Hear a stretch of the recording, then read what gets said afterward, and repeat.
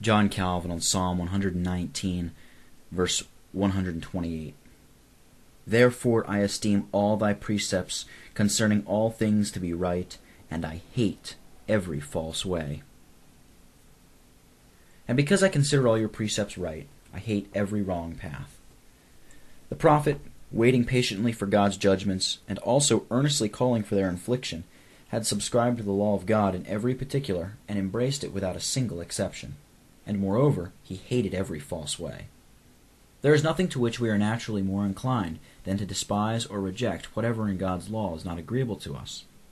Every man, according as he is tainted with this or that particular vice, would desire that the commandment which forbids it were razed out of the law. But we cannot lawfully make any addition to it, or take anything away from it.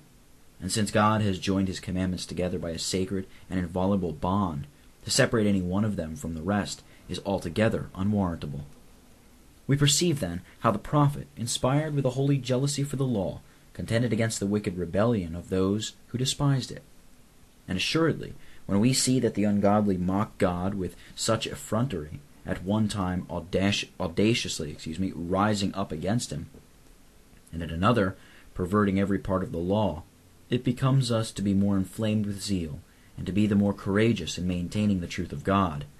The extreme impiety of our age especially demands of all the faithful that they should exercise themselves in this holy zeal. Profane men strive to outdo one another in scornfully aspersing the doctrine of salvation, and endeavor to bring God's sacred word into contempt by their derisive jeers. Others pour forth their blasphemies without intermission. We cannot, therefore, avoid being chargeable with the crime of treacherous indifference, if our hearts are not warmed with zeal, and unless we burn with a holy jealousy.